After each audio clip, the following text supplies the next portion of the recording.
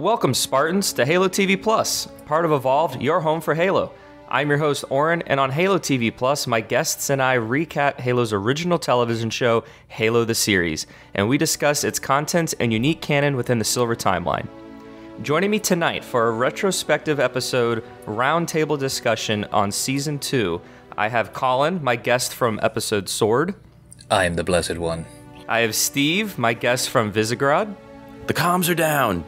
And Aaron from Onyx. I'm not good under pressure to come up with a bit. Welcome, fellas. Welcome back to the show. You guys have been on those respective shows while we were watching Season 2. Some of you were on for our Season 1 coverage back when it came out. How are we feeling? We got a big episode ahead of us, a lot to discuss about Season 2. What are you guys feeling great? It was an emotional journey. Very emotional. Yeah. Yes. Like how? So talk about that, Steve. Is it emotional because you're like not sure how they're gonna do it, or is it like because you're excited? It's emotional with the things that happened in universe, as well as emotional as a viewer dealing with the quality and content of the show itself. Yeah. You know, we've had some questionable moments as far as what are they doing with this story, or maybe what are they doing with the production, and then somehow we ended up getting mostly where we needed to be, I think. Yeah. But boy, what a way we got there. Yeah, we did arrive at where we really wanted to get there. I know there's a lot of conversation at the beginning of the season when we heard the episode titles, and I was even on the boat where I was like, I can see them looking up out of the viewport and we just seeing the Halo and that being the end. And everyone wanted us to actually be feet on the ground, and we actually got it. So we kind of took a lot of weird left turns and over and unders, and we eventually got there. We got feet on the ground, and we got a little business happening on the ground too, which I remember you guys talking about when you're trying to predict, like, are we gonna, like, how is it gonna flow into the Halo? We actually got some action on the Halo too. I think I mentioned this on the episode where there was a moment where the camera was kind of doing this sweeping landscape, and I literally outwardly said, is this really the end? And they just kind of get here, look at the distance, and then that's the end of the episode. And then it just kind of kept going, and I was like, oh, okay, we got a little bit to do before. You looked at the bottom of the screen and saw there was still enough minutes left on the episode. Exactly. Yeah. So, let me do some housekeeping, and then we'll continue this conversation and kind of talk about what we liked, what we didn't like of Season 2 and everything in between. If you're just joining us and you missed our coverage during the season's release, Halo TV Plus covered each episode of Season 2 with 2 episodes, a commentary where we watched the episode while discussing it, and an analysis episode where we dove deeper into events and characters of the episode, as well as speculated on what was to come. It's all available on your favorite podcasting service, so you can go check them out. You can also check them out on our website, evolvedhalo.com or halopodcast.com. It also features the other shows that Evolved produces, like Podcast Evolved, HCS Pro Talk, Mission Debrief, Builds with Blocks, and Halo Book Club. There's also another show called I Would Have Been Your Podcast for our patrons, if you're subscribed. If you're not a patron and you want to learn more what it means to be a patron, you can head over to patreon.com/HaloEvolved to learn more. Patrons also receive a variety of other exclusive rewards, such as early episodes, access to our original 18-song soundtrack, unique swag, our private Discord channel, and more. Shout out to our current subscribers. Thank you guys so much for continuing to support us and keeping the lights on. You guys rock. They do rock. And I even have some of them are from patrons, but at the end of the episode, I will share some thoughts from the community. I reached out to them this past week, and you guys will be able to contribute to our conversation. So we'll check out that towards the end of our general discussion. Speaking of rock, I got that Craig Rock t-shirt in the mail. It's pretty rad. Have you guys seen that? On the Halo store? That's the Brute, the Craig Brute? Yeah, so it's got like a brute hand, like given the the rock symbol or whatever with his 2 fingers up. And then on the back it has all of the levels from Halo Infinite. It's pretty cool. There's also like a giant boulder somewhere in Infinite that's like shaped like his face. Yes. You find like a little tribute, like you find an album. There's a couple. There's a couple tributes. Yeah, there's a few Easter eggs. There's one on top of what is it? Outpost Tower? Tremonius, maybe? Yeah. Or the tower. Yeah, the tower where that elite is. Yeah, there's like a big sort of like rock concert stage, I think, at the top of that. Oh, that's right. Yep. That was one of the ones I found. Well, awesome. Well, cool. Let's dive in. It's been a week since the season 2 finale. Whoever wants to speak up first, like what's kind of that one thing that's just been in the back of your head this past week, whether it's from the finale or something from an earlier episode? What has been itching away on your mind since the finale aired last week? I want to hear Aaron's thoughts.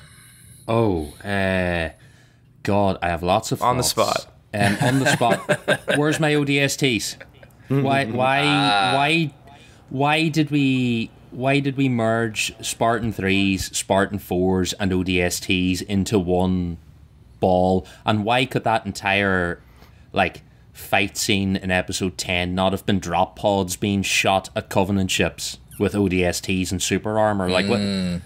It just, I don't know, bit weird. I mean, we could have gotten a nice little Black Daggers cameo with that too. We could have had anything. We absolutely could have had Perez has made it off reach. We're gonna, virtually train her up to be an ODST now instead of a Marine. Off you go with the rest of them, and Kai can go with you, and it's great. By the way, here's a team of other Spartans. They're Spartan 3s, and you could have made all those guys Spartan 4s later. Here's your Mirage armor. It's not as good as these Spartan 3s over here, but it'll be close enough. And, just kill all the Spartan 3s like they're stormtroopers. It probably would have been fine. You think they maybe burned the Spartan 3 concept too early? Yeah, they burned it too early, and they basically didn't, Other than what they got going on with Kessler. Yeah, they didn't augment them. They threw them into the Spartan 4s. They're not augmented. And here's your suit of stormtrooper armor. Or we could at least assume they're not augmented just off of what we saw. Yeah. They didn't really say it one way or the other. We didn't see anybody out of armor with scars or anything. They just kind of ran at it. But who knows if come season 3 we get a little more explanation on the Spartan 3 program, if there's any left. And it turns out they were augmented and it was just crappy augments or something. Yeah, I don't know. Yeah, they could play the juicer sort of element that you get with some of the I think the Gammas and the Spartan 3 company, and you can kind of play on that and tug that storyline. I don't know. I think it was a weird choice to blow so many cool things on what was essentially the weirdest battle strategy, which was we're gonna fling condors and throw Spartans through space at ships. I know it's basically the SAM mission on a big scale, but it's a weird, It's Silent Storm. Yeah, it's a weird strategy. Or I thought it was, or is that not Red No, Flag? It's sort of the same. It's kind of like Or was it SAM, the Silent mission Storm? where they lose SAM, where they breach the ship through the hole, which is also the Silent Storm thing of we dump the Spartans in orbit, and they're gonna, and they're gonna they're gonna hit the ship and board it that way, but it's not a in Silent Storm, it's not a strategy they're really using in the heat of battle. You're not pulling up in your Condor and going, right, everyone out, launch them like torpedoes. It's, that's right. a weird way to do it, which is why I think the drop pods would have made sense. I know they did that bit where Kai's their targeting systems can target our ships, but they're much poorer at targeting smaller things. And you could have absolutely just had one line of dialogue with this is a cloaked stealth frigate, and we're going to shoot you out of the ass of it. Here we go, and then launch them into space. Or the ODST pods have other sort of shielding or UAV, or anti-UAV technology. If you were going or really mad, you'd be actually, we're going to launch you in slipspace in the pods, and just have a scene of Kai roaring and shouting, having a great time while all the ODSTs are puking in their pods. I don't know, it's just, that was the weirdest thing that stuck to me the whole episode. And funny, I thought the flood would be the thing that I would find the weirdest in the whole episode, but no, it was that. That was surprisingly tame. So, Aaron, you would have preferred to have a little bit more of the variety of soldiers. You would have your Spartan 2s, your 3s, your ODSTs, and then kind of have all of them fighting together and kind of doing their own specialization independently of each other. You kind of wanted a little bit more of that sort of dynamic incorporated into the show. I think the way this episode went, we didn't need the Spartan 3s or Onyx at all. they could have absolutely done this episode with Spartan 2s and ODSTs and saved the Spartan 3s for the next season. Like, that could have been the other storyline going on. Do because, like, ODSTs fly through space like that, or do they, or they at least launch their pods from a frigate to a Covenant ship? Like, do they do, or they? Because I thought ODSTs. I don't know about the pods, but when they were doing the Spartan 2s and the Black Daggers, they absolutely were. They were going in his whole yeah, right. You could do it. Like, I know the pods are orbital pods, but they do have thrusters and rockets on them. Like, I don't see a theory, or like, it's very easy to tweak this. But the ODSTs can't be in space. Like, their gear isn't made for that. They do have space armor, though, yeah. In Silent Storm, they all had space assault armor. Johnson had it as well. They were all running alongside with Master Chief. I think the only time they don't have that concept is in Contact Harvest when Johnson first meets him. I think he's in a regular spacesuit, but like, you could totally have like Space Marine suits. Like, that wouldn't be. Or I could get technical though on why the drop pod thing probably wouldn't work, because you got to figure those drop pods are made to not penetrate into the ground. They're supposed to just hit and stop, so that way you can actually get out of it. So it's a blunt bottom end rather than something made to pierce and go through. So I could see that not working against piercing at shielded enemy ships. If we had, when they're throwing shit at the wall with a show, like, you could very easily write out we've actually developed a new breaching pod, here we go, and it's literally going to smash through the side of the Covenant ship and fling you into the corridor. Yeah, we just need a lot more exposition for. Yeah, just a little bit. Like, it didn't take a lot, and we had Perez there. Like, she absolutely could have been our dialogue sort of cipher to be like, okay, what are we doing, and have Kai explain it to her. Like, that would have taken 2 minutes of an episode and would have been quite cool. One briefing scene before they go into space to go. Well, I mean, they effectively did that as the Spartan 3s. So you just wanted that twist, kind of, just with the. I just think it was a weird way to blow those Spartan 3s. Like, that whole thing seems a bit weird, I think, and still the fact. I mean, they still exist. Like, they're not. Well, we still had whatever was going on with Kessler. Yeah, it seems like they're just putting ordinary folks in suits. Like, that really seems to be it. It's just like, here's a suit of armor, and it's not Spartan 3s. Like, Spartan 3s are almost as good as Spartan 2s. I wonder if the showrunners came to a point where they're discussing, like, we have so many different factions, for lack of a better term, of, like, groups that we need to focus on and differentiate from one another. Maybe they just didn't want to add another additional one with the ODSTs. We've got Spartan 2s, we've got Spartan 3s, we've got regular UNSC, we've got ONI, we've got the different splits within the Covenant.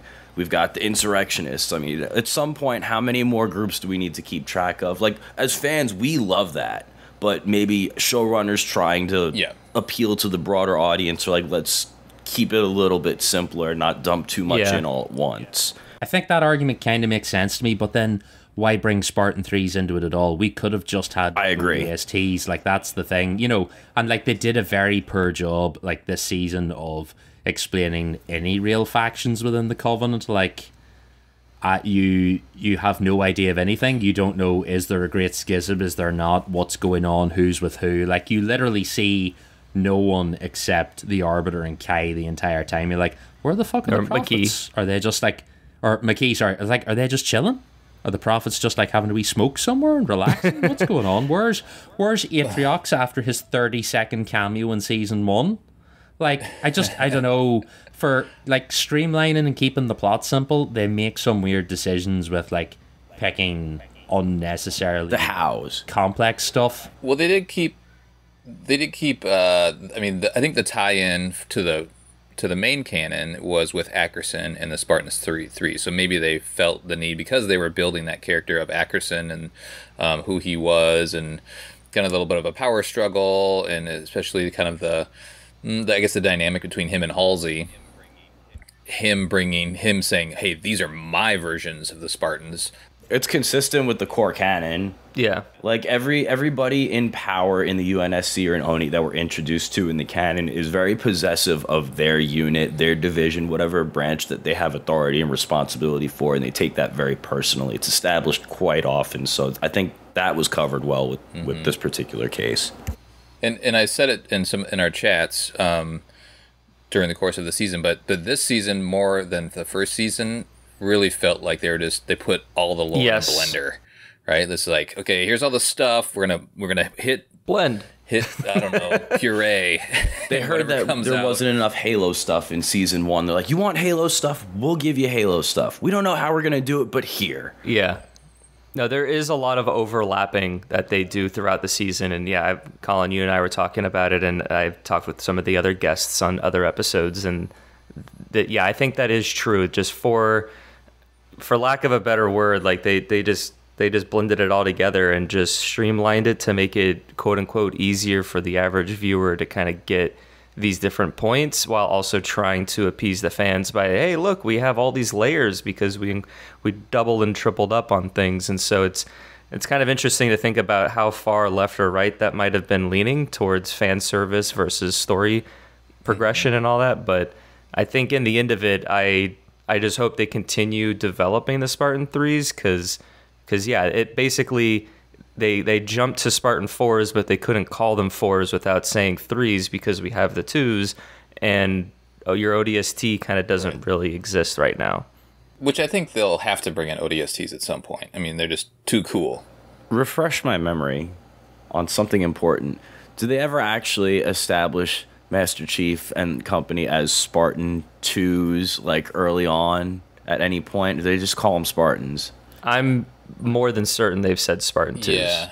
Like, I can't think of it off the top of my head, but yeah, it's just not clicking anywhere in my memory for some reason. And that's making me question to have had, like I don't know. That is a good question, but they have to. Because at no point we've had any discussion about, well, what happened to the Spartan 1s in this timeline. Not that I remember. It might have been touched on, but I don't in the first season, but I don't remember.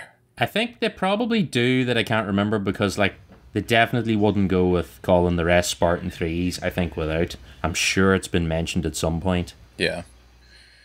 I mean, and this is kind of a question for Oran. Like, there's so much in here, right? And they're having to pace themselves to a degree. They need to give certain Halo things, I don't know, I guess a little bit of breathing room.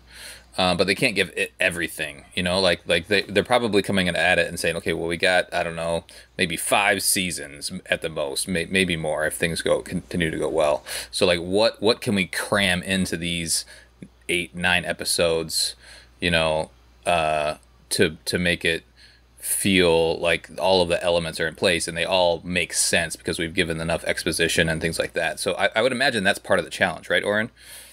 To a degree, I mean, I think when they're developing a season, like for season 2, the conversation probably was, we want to do the Fall of Reach and we want to end with the Halo.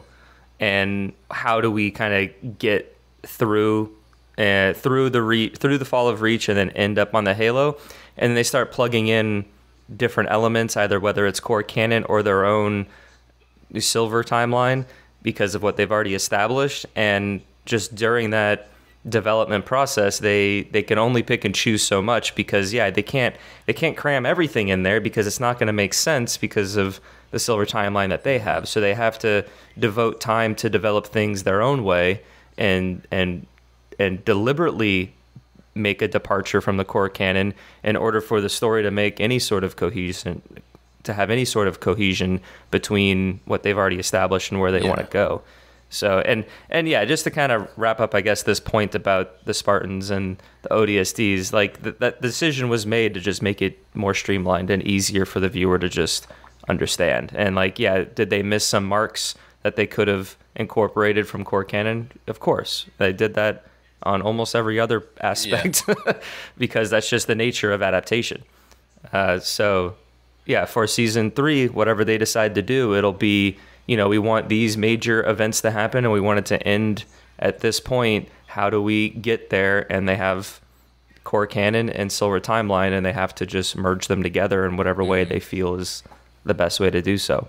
And I think they need to be able to do that without trapping themselves in a box that prevents them from being able to continue to pull from the core canon because they set up a contradictory plot point within the show. Yeah, I agree with that. Yeah. So it's a fine line that the showrunners have to dance. I think they're doing a decent enough job of like kind of pulling all the Halo stuff, and again the blender thing. At least there's things that are recognizable. I think kind of from here forward, it's gonna be hard though to like say, okay, this is a completely different timeline. They've done so many things that are different now. Like Keyes is gone, like, and he's a big part of like this section of Halo CE, and they're gonna have to replace him with something and all that sort of stuff. I feel like it's going to be hard for us to detach ourselves from the core canon, the games and the books and everything moving forward. I think we're going to get the most frustrated if they add some random thing in as an explanation versus continuing to kind of merge things that exist but make them fit within the silver Don't just timeline. give us a MacGuffin. Yeah, exactly, which we kind of already have, with the Blessed One and those artifacts. Like that obviously isn't, core canon. It's that's the MacGuffin. I mean, even the Halo itself is kind of a MacGuffin right now, since we don't really have all of the explanation of it just yet, or at least the general audience that's not familiar with the lore. Right. I'm most interested to see what they do with McKee, and what is going to happen in the next season. With him chasing down her, and now they added 343 Guilty Spark into the mix. And he's going to ally with her, right? That makes sense because the Flood is a thing. And 343 is like, yep, let's get rid of these Flood. Here you go. Come on, follow me.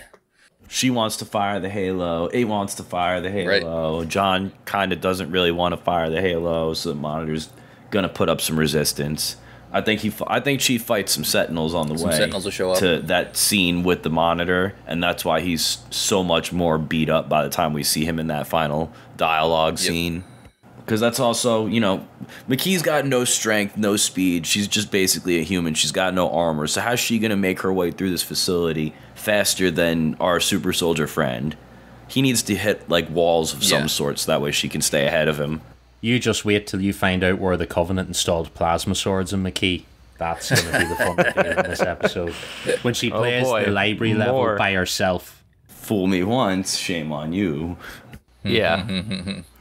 So, Colin, you mentioned McKee. Like, I think McKee's kind of one of your least favorite parts of the season from kind of our internal conversation. Do you want to dive into that a little bit more, or? I don't mind her. I mean, she's the representation of the Covenant. I think from like a budget standpoint, they had to go this route. Because anytime you do see, like, I do like seeing the Covenant and the Sangheili dialogue, but it is still a little bit awkward. When you think of other sci-fi, you think of Star Wars, you think of Star Trek, and the dialogue with the alien race it's a human. It's practical effects, it's makeup and all that sort of stuff. So for Halo specifically, you really have to lean on CG to have that other side of the coin. So anytime you see those interactions, that dialogue happening, you're having to read subtitles because they're speaking Sangheili. I feel like that's a little bit exhausting for the audience. So I feel like it makes sense that McKee exists. I'm still just the whole Blessed One. The fact that they just brought her back and they didn't really explain it. They kind of explained it. The Arbiter healed her somehow, or he saved her. It just said he saved her. He didn't say heal. He didn't say nothing. They gave us no explanation. Yeah. Don't sugarcoat that one. I feel like when they were writing season 2, they were like, "Oh fuck, we kind of need her." So, like, what was wrong about a 10-second blurry flashback of like a prophet doing something with a light above her? Like, the season opened with that for Chief. Exactly. Yeah, Chief got a 10-second blurry flashback for how Cortana got removed out of his head. So, well, I know they wanted the mystery of is she still alive, but like, we could have had like the scene of both intertwined. Like, we still could have done that. I don't know. Or the last episode. The last episode, right after we get reintroduced to McKee this season, right at the end of the episode, they could have done like the stinger of like the panning back off of her on the equivalent of a hospital table or some sort, whatever was happening for her. Like the way we were introduced to John, they could have introduced McKee in the episode and then ended with that just to be like, oh, okay.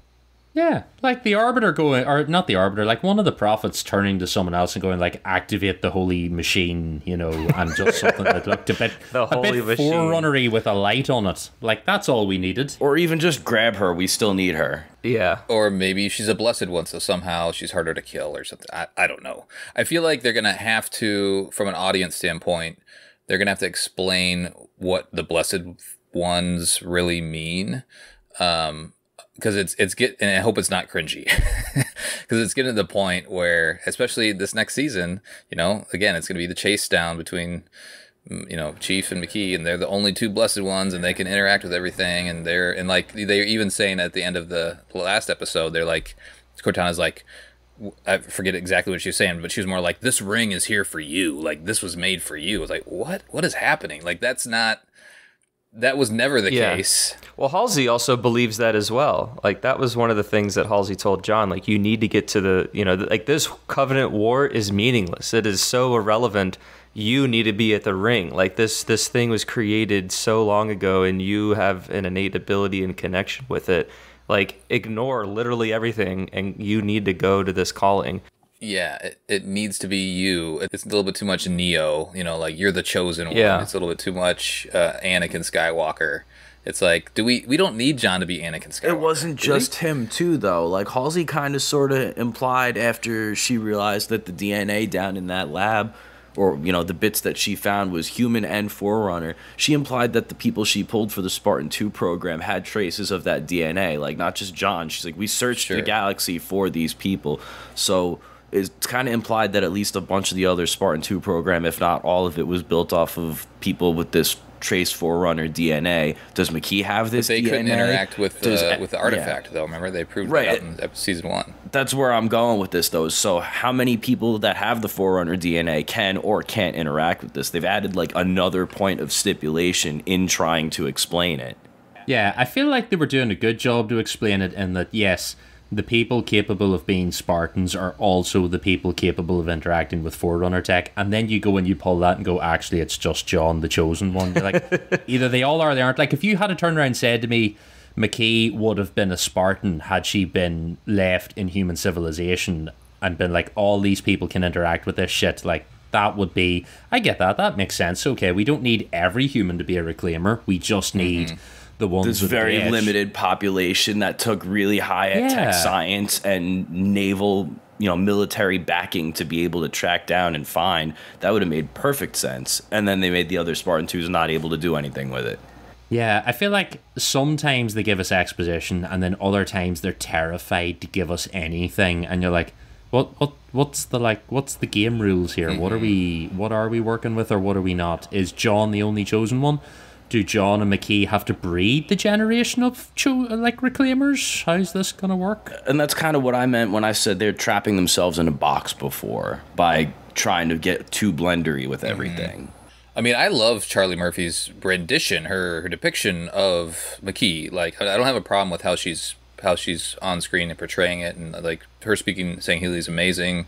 I feel like her energy, all that stuff's good. It's just like the way that the character has been written, and what they're expecting from the character is just it's not great. It's a little awkward. Like, and even her presence in season 2 has been awkward. And I think I said it in one of the other episodes that, like, I feel like they should have had her be a little bit more present, even if we only see her side of the conversation or the action. But like they really like led her on, like, ooh, she's back, kind of, sort of, what is she doing? And it was like too much mystery too late, and it just you should have gave us some motivation and stakes earlier in the season to kind of give her a little bit more purpose and have the audience be a little bit more along for the ride for what she's doing and the Arbiter is doing. And I feel like that would have given a better payoff and kind of moved the story in a more like a smooth way. Well, and they explained it through dialogue with the Arbiter, right? So like the Arbiter, like they explained, so the fact that the Arbiter exists seems to be in line with core canon, right? They did explain that. And then at some point the Arbiter said that the prophets more or less gave McKee to him to like he's like watching after her. And so he has this mission. I guess his mission though is to find the Halo, right? Like that's what the prophet. But they never had that conversation with the prophets, and so I don't know if that was CG budget thing or what. But maybe even having, we talked about that blurry flashback or like something where the prophets are actually interacting with the Arbiter. The Arbiter just kind of shows up in this season, and hopefully the audience was able to understand why he's there. But I could also see how that's confusing. I think part of it ties into the fact that in season 1, towards the end, we do get shown that like the prophets really don't give a damn about McKee. Like they're just using her as a tool to get to the Halo. Mm-hmm. And after everything that happened in season 1, they're probably like, this girl's not worth our trouble the way that we just went through all this crap. Give her to the Arbiter. We don't want to deal with the Arbiter either. They're both a bunch of troublemakers. Let's just put them out of sight, out of mind. And if he figures it out, great. Yep. That's a good point. Yeah, but they didn't tell us that. Like, we had to come to that conclusion. No, they didn't tell us that. I feel like it was just ever so slightly implied. You had to be paying attention to the exposition in season 1 to tie it into season 2. And the 2-year gap between season 1 and season 2 didn't help. Sure. Steve, what would be the one thing that's kind of stuck in your mind after season 2 in its entirety? Ah, man. So, I love that they're tying right back into core canon and doing a lot of adjacent things. I like that we're still getting a lot of our juicy moments. I think we're going to get our Keys moment from CE in season 3 with the way they set up Parangovsky at the end of season 2. That's one of the neurons that's just firing in my brain right now is I want to see maybe Parangovsky get her skull bashed in the way Keys did. Even though Parangovsky's amazing, I love her as a character in the core canon. She's great in the Silver timeline, even if we don't know what the hell happened with her either being in Oni or not being in Oni this season. They never explain that. I know she's supposed to stick around and do more fucked up Oni shit for lots of the Halo timeline, but we got robbed of our Keys moment, so they might be giving it back to us.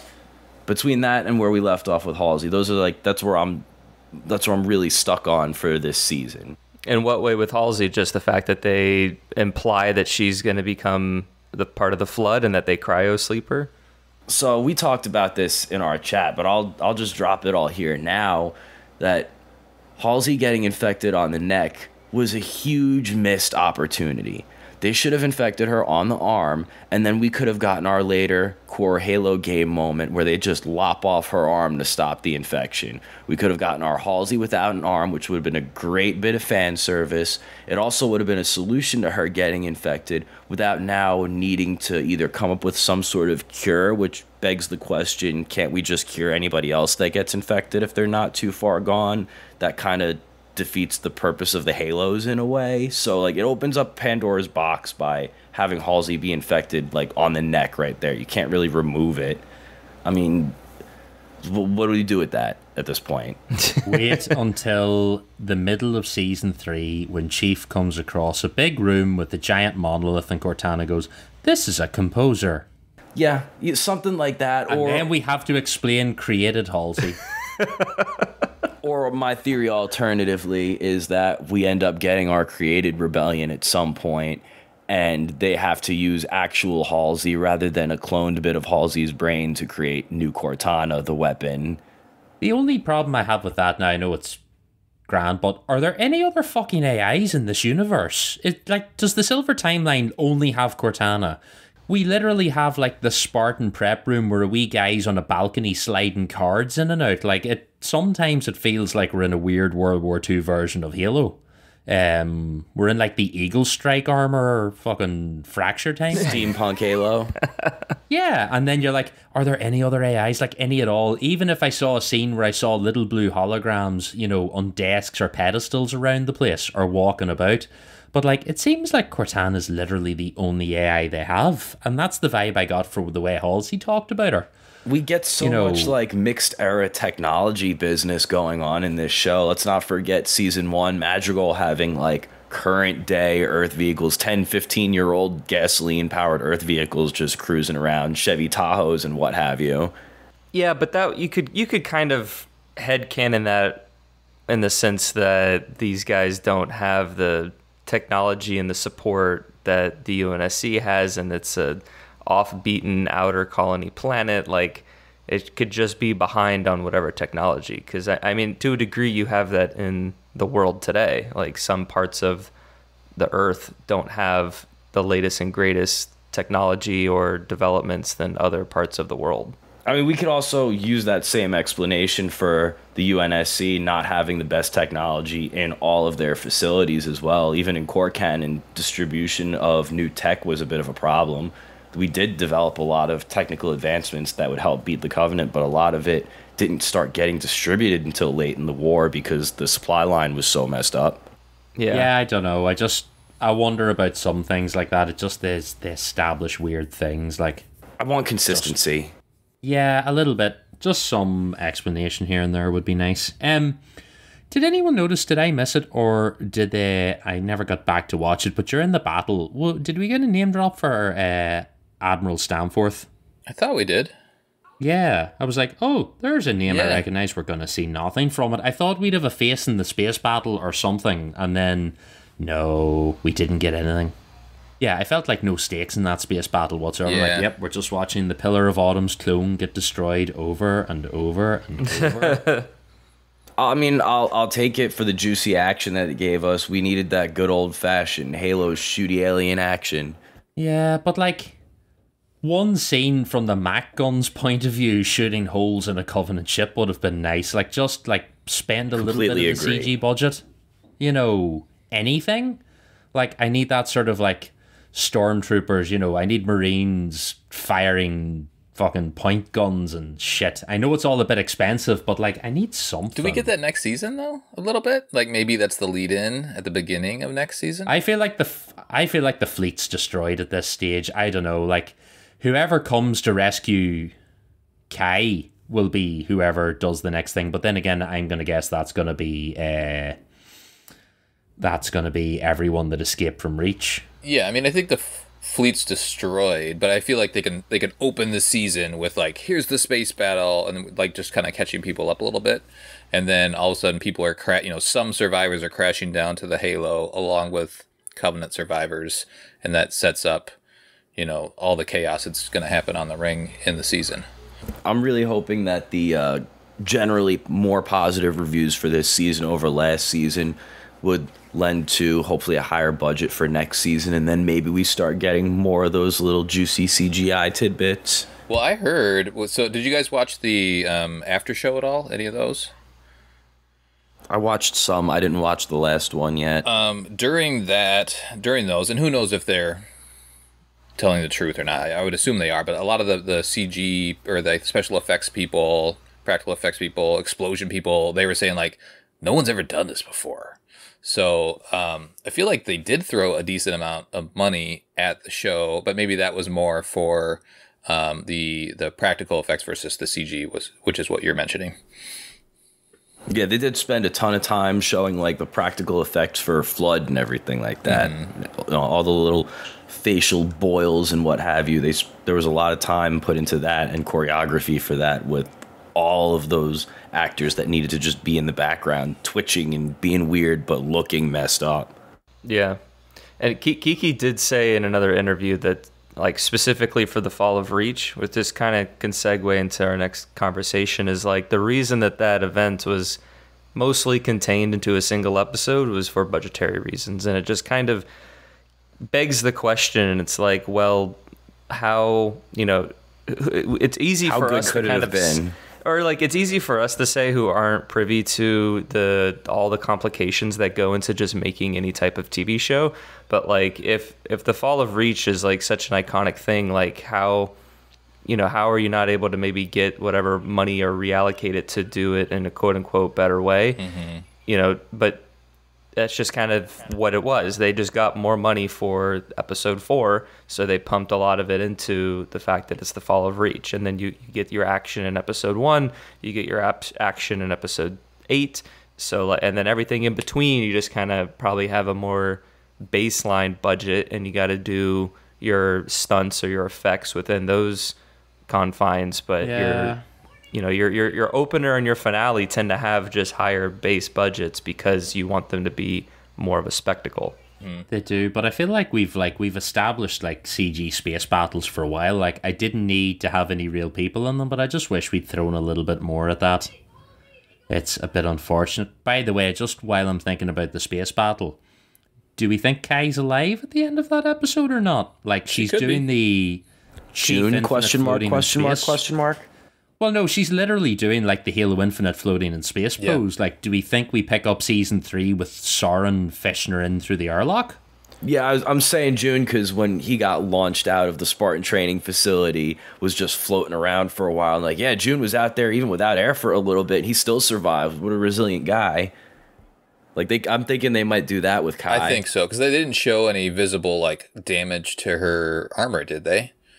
Like if they showed like her arm missing or something like that, then you'd assume that she was dead, but they left it open.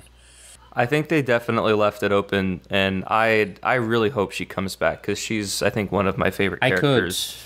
And so I would really hope that there's a spot for her. I can see her not coming back just because of the way the story is unfolding, but I just hope that she's still alive. Yeah, I don't know. I'd like to see them meet up with Perez and a couple of people and like rescue Miranda and do all that, but that's maybe more season 3 like plots. Speaking of just overall in deaths, like we got a fair amount of deaths this season. I should have looked to see how many people died or characters died in season 1, but definitely more casualties, especially bigger characters. Is there any one that you guys, I guess, felt the most attached to, or ones that you think that were just complete waste, or what are kind of your guys' overall opinions on the multiple deaths that happened this season? It was almost starting to feel a little bit Game of Thronesy, like not to that degree, but I was like, oh, they're killing off Parangoski, and they killed off Halsey, they killed off Keys, Liara, like Keys earlier. They killed Keys off Vanek, and like in the span of 2 minutes, like 2 or 3 minutes. Yeah, I think the killing off Keys was the moment where I went, oh, shit might go all over the place. I did not like the way Vanek went out. Yeah, no. I don't like to see a Spartan die out of armor. Like, it's just not. It's not the same. I don't know. True. He should have died fighting at the same time, though. I feel like having him not in armor almost gives you a way to kill him because the fact that he's not in armor. Like, it's harder to kill the Spartan when they're in armor. Yeah, I agree. I think the showrunners use the in and out of armor just to do more to establish the strengths and vulnerabilities of the Spartans. Because if they're in their armor and then they get hurt, then like how much of a badass Spartan really are they? I remember when in the season 1 of Reckoning, when you have Kai kind of after she removes her pellet and she's still getting used to it and she sees the carnage on the battlefield, like there's a moment where she's just like basically standing there or keeling over and like the Covenant just keeps shooting at her and her energy shields are blinking, and I'm just thinking to myself, and I'm like, well, if this is the game, she'd already be dead. And so like they kind of play that with some liberties, so I feel like pulling them out of the armor and killing them, we don't want him out of the armor, and that death was kind of bad from a sense that we care about him, but at the same time it almost makes sense to kill him because he's not in armor, he's vulnerable. No, but I feel like it would have been like maybe good like setup for the Arbiter fight at the end if he had fought the Arbiter in armor and lost. Like, it would have set up the Arbiter as a badass, and you would have been like, oh fuck, Vanek couldn't take him in armor. That's just how good Chief is, because Chief kills him on his own. Like, if that fight scene had have been them all fighting away in the corridor and Vanek on the far side who can't get to them, taking the Arbiter on one and getting nerfed with a plasma sword. It would have been better to watch, but I think doing it this way was more the attempt to make the fall of Reach the tragedy that it's really supposed to be. It's tragic that a Spartan was taken down because he wasn't able to be in his armor and fight at his best. Mm-hmm. Also, I didn't know that stabbing people with needle rounds was like a way to go. Why is that not? That needs to be like a new takedown. Yeah, that's in the core canon. A new assassination. Yeah, that needs to be an assassination, yeah. They've had, like, needle daggers. The Jackals or something had them in some of the books. Do they explode on... Are they, like, one-use daggers? Like, you stab the dagger and then they it super combines on itself. Well, don't they all needle rounds just pop a little bit? It's when you get enough of them together that they pop bigger. Oh yeah, that's true. They don't just completely dissolve or just sit there. You get one needle in there and it does a little. Yeah, you're right. The only other one, and I assume it's a budget constraint that we couldn't have a fully kitted out set of Spartans, but like Cobalt's team or death off screen was anticlimactic to like, the ultimate. Like, I know it was probably a lot of money to get other suits of armor and get that done, but like, I would have liked to have seen them go out. Mm-hmm. Just give us like a little 45-second thing. Yeah, like, even if it just had been them moving through the forest and we saw them assassinated, it would have been enough, but like... Just over the shoulder shot and like a shadow and a whoosh and a bang bang or like the sound of an energy sword and that's it. Give me them walking, patrolling through the woods, talking like, you know, usual blah blah blah, and then give me Predator vision. Maybe even have them talking shit about Silver Team. Yeah, like that would have been done. Yeah, something like that. Oh, can you believe they took their pellets out? Something, and then all of a sudden, thump thump. Zoom. Yep. And they're all gone, and that would have been pretty cool. I enjoyed Parangoski's death. I think I would like to see her be the proto-grave mind. Yeah. Although, was she fully eaten? Was she a buffet? Do we get a proto-grave mind if she's a buffet? How does that work? I don't know. It didn't look like they were eating her. Yeah, she seemed to get clambered by like 4 or 5 different people. So building a pile of biomass. And the Flood knows the intelligence of the hosts that they take over. So as soon as they infect Parangoski, like the Flood would know that, oh, she holds a lot of secrets. And that's the whole reason why Keyes gets spared, because they see his mind as being just high above everybody else. If we do this Flood thing of like we're having visions and we can see like the ancient mother and she seems to be like existing in the Flood and existing as a Gaish and something else, I would like to see Parangoski come back as like the Gravemind's like holographic Force Ghost frontman for the Flood for a while. Like, imagine Chief having visions of Parangoski while on the Halo. Just distorted slightly and shit. Yeah, and she's giving him shit, and every time she comes back, she's a little grayer and got a little bit more like... Has the dual voice channel thing. Yeah, like, I think that would be cool. It's like her voice and then the low rumbly monster voice underneath it. Yeah, she's a good character. I'd like to see that. I think it'll be really messed up when Liara comes back and like tortures Soren emotionally. Right. So I'd like to see that. Did anybody have the oh shit moment though with the mother? Was it when they revealed, right, the Flood and all that? You're like, oh shit. And then I thought back to the first episode when they introduced her. I was like, wait a minute. So is she real?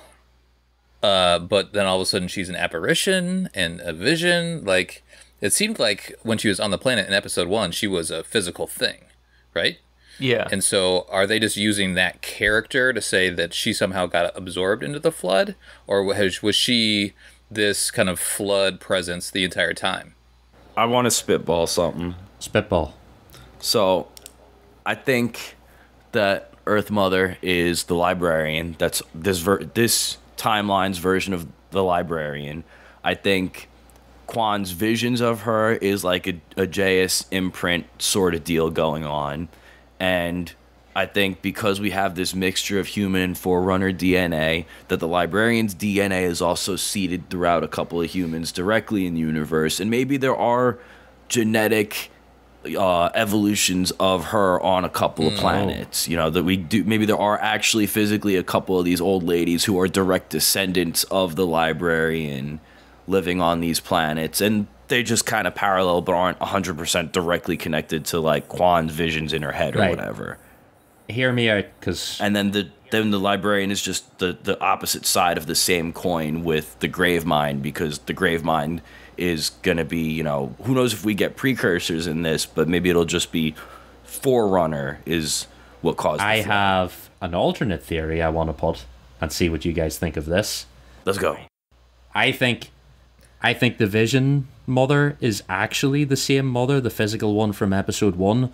What if all these chosen family lines are humans that still have access to the domain? And what if that's what Master Chief sets him apart and sets apart everyone else? What if she is actually talking to this person, and what if that's how she can like experience all this knowledge from her family lines and knows about the stars and everything else. What if she is actually experiencing the domain and we get an explanation of that later? Like, what if that's what she's experiencing? Like, that would make sense with the, like, Halo 5 sort of, like, vision flashes that Master Chief has. Would that also mean possibly that these vision scenes on the Halo between Chief and McKee could also possibly have existed within the domain? That's what I wonder. I think, is that the same thing? Are we going to find out that Chief and McKee touched this piece of equipment and that's what it did because it's Forerunners? We could have Guilty Spark explain that at some point. I like that. I could dig that. Yeah. That would be an easy out for all that, and then it's simple. They're all forces that exist within the domain, and then you'd be like, well, how did they stop the flood attack? And you go, well, the domain can exert a little bit of force in the universe because it is something that exists, and it just managed to, like, stop the flood long enough that she didn't get eaten. Yeah. Where is Quan left? Where is she right now? She's with Ackerson and Soren on the ship in Kessler. Okay. And are they near the Halo? No, they just left Onyx, but they probably don't know where the Halo is. Like, I don't know, unless Ackerson somehow knows, but none of them have the coordinates, I would think. They knew where they were sending. No, Ackerson knew where they were sending the Spartan 3, so he would know what system it's in. But I think if you were really going to go down that route, I think Ackerson and the rest of them are actually going to be the team that go inside Onyx. They'll rescue Kai. They'll get Miranda. And they'll have to go into Onyx and then, like, see if there's a way to deflood. But Kai's by the Halo. She's not by Onyx. Oh, good point. So, I was thinking alternatively that Chief doesn't spend all that much time on the Halo. Don't say that. Finding out about. Well, no, I think he gets just enough time on the Halo to stop the firing of the Halo, but still needs to stop the larger flood threat. And then he has to go back to Onyx to destroy the Gravemind. And that's when we get him with the keys, Parangovsky punching in the face moment. And at some point he finds out that Halsey and Miranda are down there somewhere and has to go down and rescue them too. Well, I suppose Perez can rescue Kai. That cures that. Yeah. But also, just a reminder, unless Chief fights the Flood at some point before that dialogue with the Monitor in the finale, he has not seen the Flood yet that we know of. I feel like that reveal is going to be cool when he's like, oh, shit. Yeah. Like, technically, he doesn't even really know, like, the threat is actively happening. Right. Unless it's explained in that dialogue. I'm guessing Kai's going to, like, fill the role of the Covenant on the ring, and that she's going to have... Or not Kai. Why I keep calling her Kai? Why do I keep calling her Kai? McKee. She's going to do the, like, accidentally release the Flood, and that's what Chief's going to have to fight. And that's probably why McKee's not going to have to fight any Flood herself. Do we think the Flood's going to spread from two places at once? Yeah, because the Flood is on Onyx right now, right? Yeah. It's been released on Onyx. Does that mean it also gets released on the Halo? And then what does that mean for the Gravemind? I think Chief needs to fight it on the Halo. I think Chief fights it on the Halo. I think from the way the Monitor talks, we're going to merge into Halo 2 and the Gravemind's on the Halo. And the ring is going to go to Onyx. And then the big, like, scene will be Chief fighting McKee and the Gravemind to stop the ring while Guilty Spark tries to purify the Onyx system whilst the rest of the crew try to get inside to safety. Like, that could be a good season 3. Well, I could see they could pull in Halo 3 here, right? So if the Flood is overtaking Onyx, the Flood knows where the Halo is because of Parangovsky, so you could see a Flood ship crashing into the Halo at some point. Maybe that's how the Flood spread into the Halo. You could have that too, yeah. Like, I think it all has to come together somewhere, but I can't see Chief leaving the ring. If you put him on the ring and you take him off the ring again, I'll find you. Yeah, I agree. He's got to stay there. Unless they very shortly afterwards or before that establish that there are multiple Halos, in which case you get him off the ring fast because maybe he has to hit multiple other rings at some point as they set up more story. If we have to go ring hopping maybe to hunt for the Ark at some point or to hunt for Shield Worlds or some other Forerunner type MacGuffin that parallels something from core canon, I think I could see him hopping multiple Forerunner installations pretty regularly. It's a possibility. Yeah, it all depends on how they want to stretch out the story on the ring, whether that's contained to one season or if that's a multi-season arc. And again, we keep talking about this blending of core canon. Like, it's, yeah, do we combine like what happened on Halo 1, 2, 3, and like Infinite? Like, you know, so it's really, yeah, it's interesting. There's a lot of options out there on kind of how they can get into it.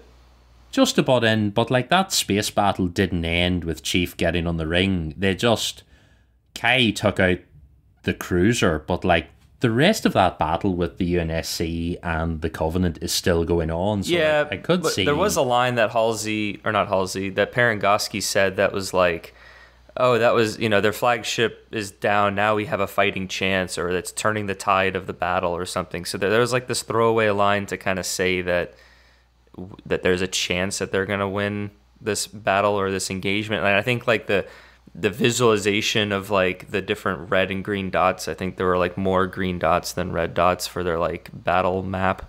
So I think it's implying... But we could have that like combat evolved Covenant forces on the ring though. Oh, right. Well, there was a shot of things entering the atmosphere. So I think Covenant and UNSC forces crash land on the ring and kind of give you a Halo Infinite or even a CE vibe of like different spread out, small groups of survivors for both factions. And, you know, Chief does his Infinite thing to where he drives around and he rallies the Marines and he sets up an outpost and he stops Covenant doing their thing and all that. And I mean, Tom suggested that we kind of lead into more of a Halo Infinite as opposed to a Halo CE timeline of events for season 3, because Infinite's a little bit more relevant in the modern sort of 343 video game because it's the current game.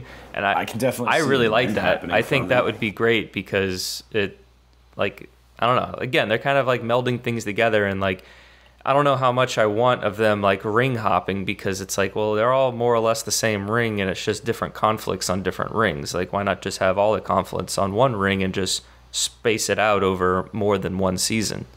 So. But I do feel like them trying to stop them from firing the Halo for multiple seasons will get a little old. Well, true. You know, like, it was like, oh, we're still doing this. I mean, I do like his point about it's kind of like Halo from Halo CE. When you're on the ring, you're going around and you're saving the different Marines. I feel like that's what they're going to do, hopefully. And you do that in Halo Infinite too.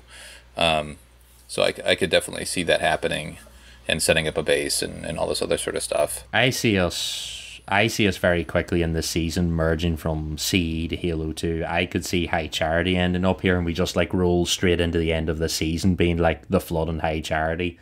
And if we get a season 4, fuck it, we're going to the Ark. Yeah, right. Like, I mean, I think we really need to see how much they dive into the history of it all, like the Forerunners and all that. I think that kind of will help give us an idea of how deep they go down this push stuff along. I think with our space battle too, we've got the UNSC thinking that the Covenant fleet is weak. Maybe they're sending in reinforcements, not realizing that first it was the Arbiter's ship going in towards the Halo, and they were being chased by the regular main Covenant now, and the fleet ship, the main capital ship gets taken out, but now the majority of the Covenant is going to know where the Halo is. They know now. Yeah. The whole Covenant knows. It's not just the Arbiter. He didn't sneak to the Halo. So there's going to be more fleets coming at this point. They might send everything they have right behind the UNSC's freshest fleet, and then maybe that fleet gets wiped out, and that's how we start getting all our crashes on the ring. I have a question, just to switch gears a little bit, and looking at some of the questions that you wrote down, Oran. Chief, I kind of want to hear, Aaron, what you think about his portrayal. You can feel free to talk about the helmet. I'm not as concerned about that, but like how he was portrayed and his motivations and his interactions, and kind of being a little bit of the rebel, you know, kind of doing his own thing. Like, was that on brand for Chief?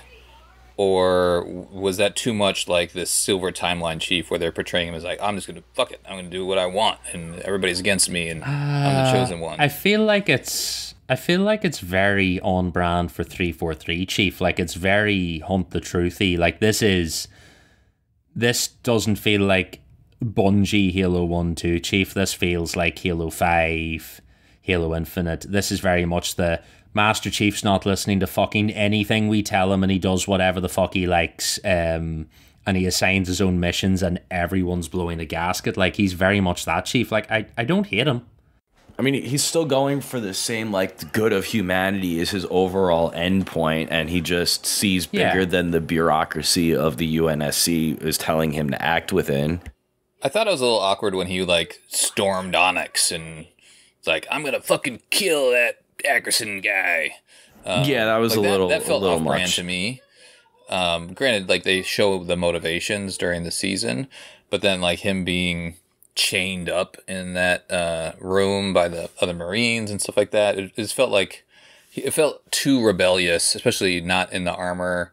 It felt too rebellious when he wasn't in a combat situation. Like, we've seen him be kind of go off and do his own thing, especially with the direction of Cortana in core canon.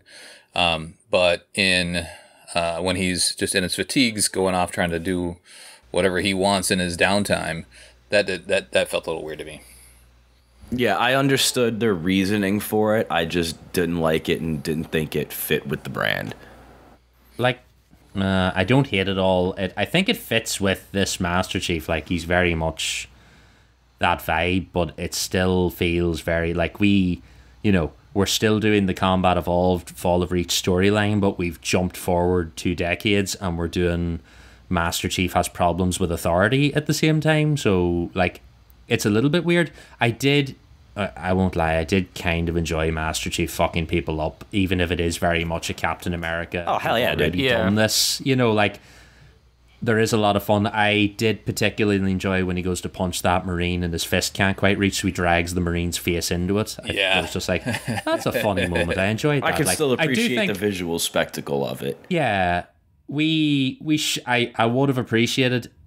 I think they need a little bit of the odd funny in this. Like, if Master Chief had have tried to punch that guy and the punch didn't land and he just shrugged and then grabbed him and smashed his head into his fist, like, that would have been like, we need a little bit of Master Chief has a bit of a sense of humor. Like, giant frag grenade Master Chief, in Combat Evolved has a few witty lines, and I'd like to see a little bit of joy in him occasionally. Like, even every book that you read that has Chief dialogue in it, at one point or another, he makes that one passing comment where, as you're reading or as you're listening, you just go, good one. Yeah, like this Master Chief is going to die of stress at 55. Like, he's absolutely so wound up about everything, whereas I feel like he needs a little bit of a more, like, the occasional funny moment. So, but I don't think anything they do doesn't fit with what they've set up for this Master Chief. He's a very different guy to the person in Combat Evolved. I think he could kind of keep changing, though, because I feel like with this season, he was very much motivated about, like, the overall loss and, like, the rupturing of what he's been trying to keep together. Like he wants to keep the team together. He wants to fight the Covenant because they're an existential crisis and all that kind of stuff.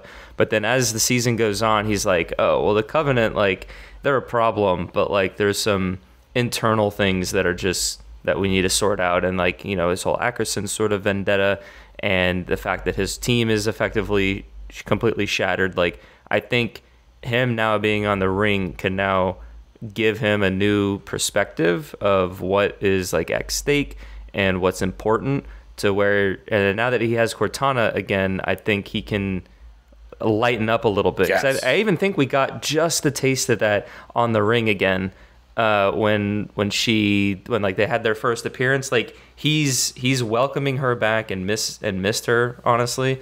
And so I think we can kind of have him being a little less, like, stern and closed off. Their banter, she brings the humor out in it. Yes. And they've teased it plenty of times already. Yep. They missed an opportunity for that banter when he's going around the bottom of the base taking those people out, because she had a moment to speak to him. I'm like, she should have kept talking to him the whole way through that scene. Like, he should have been fighting Marines and doing his shit and having quippy banter back and forth with Cortana while he was at it. Like, she should have been speaking to the PA system while he's fighting those Marines, you know, like, watch out behind you, so he could turn around and punch that guy, and she'd go, oh, couldn't quite reach, and then headbutt. Like, they could have easily, like, creative, something like that. Yeah. That would have been nice, yeah. You know, just things like that. Like, the whole way through that fight, and then, like, going through the rooms going, like, no, not that way, Chief, this way. And then have him and Kai and Cortana, like, trade quips back and forth over the PA system as they go and arrive at the armor and all the rest of it. Like, I just think they need to inject a little bit. It can't be so serious all the time. Like, I know Halo's quite serious, but, like, even Sergeant Johnson knew what the ladies liked. You know, like, you need a little... There's just a little touch of buddy cop energy that needs to be there.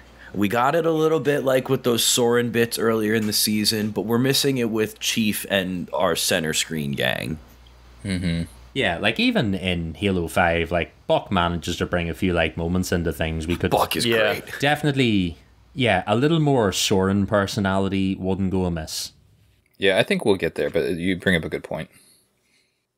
What do you think? So, speaking of Cortana, what do you guys think of, sorry, Oran, maybe you're going to say this, her portrayal, her new look?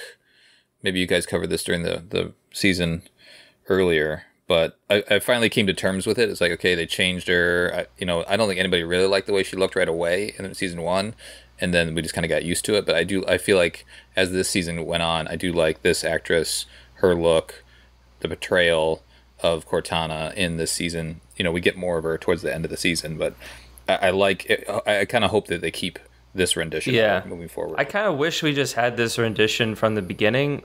I liked the season 1 Cortana. Like, I thought that was fine. It was very different, but I eventually just, like, it just grew on me. And then to have her just be completely different, I was like, okay, well, it just is what it is. Like, I was very quick to accept it. They never do, though. Yeah, and my head changes between every game. But in the games, you like, oh, it's a new game. There's better technology. Now she looks better, you know? It's a new season. They have a different budget. Now she looks different.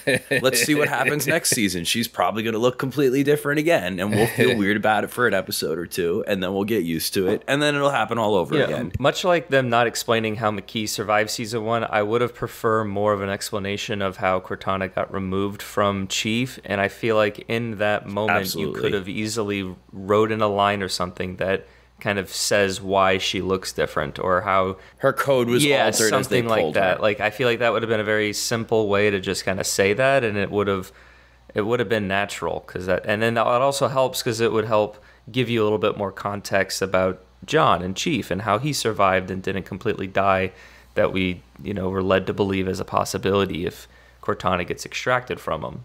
The simple line of dialogue when she got pulled by Parangoski going, "You're not going to work for me and look like that," and have her like swish her arms and change her look would have been enough. Like, if you're going, Cortana, if you're going to work for me, you're going to look professional. Something like that. Yep. And then Cortana would do it with a little quip back at her. Yeah. Just her Halsey or Parangoski sitting there going like, none of this hologram in the strip club look. That is true, because we don't see. Do we see Cortana before the virtual prostitute person? No. Yeah, so that also was a little bit of out of context, because when Chief goes to that I don't know what you really call that virtual brothel, she looks like a Cortana we would get from the games, but in the context of the TV show, you think, oh, well, Cortana doesn't actually look like that. She actually looks a little bit more human and everything. So it would have been, I don't know, maybe a little bit better to kind of get that established first. So then when... Hold the phone. I'm sorry, because we're talking about fake Cortana in the video booth. Would that not be classified as some sort of AI, to circle back around to our conversation about AI existing within universe? Maybe. Yeah, that was an AI. That was like a dumb AI, I think. Okay, so now we do have some form of multiple AI within this universe. Cortana isn't the only AI. It's just either a military grade strategist or a prostitute. Yeah, those are your options. Pick Those one. are the AI implementations in 2552. Yeah, you've got drone control or Oculus porn, and those are your two choices. 500 years in the future, and mankind's technological priorities have boiled down to war and adult acts. Yeah. I do feel this is a little bit of an aside, but like with all of the recent developments in the real world with generative AI and AI, is like, okay, like things are going down a path on AI here, you know, in 2024, like 500 years in the future, I feel like A little bit of social commentary. yeah, but I'm just saying 500 years in the future, like I feel like a smart AI like what Cortana is going to be way more common. So again, you know, they're playing off of the roots of the core canon, but and they're leaning on AI, smart AI so much in Halo and just in general. It's like we're going to reach a point in like 10, 15 years where it's going to be like, oh, that's not really that big of a deal. But anyway, that's an aside. Yeah. I don't know. Cortana's look this season, I have this view that every time I watch through it, it all entirely depends on the environment she's being like displayed in. Some scenes, the model looks great. Like it doesn't look uncanny valley. It doesn't look like CGI just layered over live action. But then other shots, it doesn't seem to blend well at all. And I think it just entirely depends on the room that they're in. I don't know if it's a lighting thing or just the way they implemented the CG, but I found it varied from scene to scene. Yeah, I more or less was just fine with it, and I'm just happy that I didn't notice it too they're much. back together, and like I think it showed us just a little bit of what's to come, kind of in that moment where they're on the, like he survives the fall, he stands up, and then she appears next to him, and they kind of look at each other and talk about, hey, this is what we're doing now. It just I think it was a nice kind of conclusion and like setting up what's coming next. I just kind of wish it happened sooner, but it does make sense that it happened at the end. It's kind of reuniting. Yeah. Yeah, I think it sets up, you know, season 3 has lots of possibilities. So I'm happy with where they ended. And I actually, the one thing on the ring that I wasn't crazy about, even though it was cool to see, is Chief beating the shit out of the Arbiter. I thought that they could have kept him around a little bit longer, and they'll probably replace him, which would make sense within canon, but I felt like they could have saved that. It was a great fight to watch, though. Yeah. And I thought it was really interesting because it seems like the way they designed this Halo, they pulled a lot of Infinite art styling for it. And we see that Chief has his grapple shot here. So it's another instance of cool kind of timeline blendering. But I loved the way that he used the grapple shot in combat for that hand-to-hand combat. That was so sweet. Agreed. And then the showrunners did a great job of putting that Sanghelia honor on display as Chief was finishing off the Arbiter, that little last bit of speech that he had. Yeah. I loved it. It was great. It was a perfect fitting way to send the character off, even if we did want the character to stick around for a while longer. Like, I wanted to, give the salute and be like, respect as he gets taken out. Yeah, no, I agree. That was a good kind of a climactic ending to that fight and really gave it more purpose, I think, and more meaning.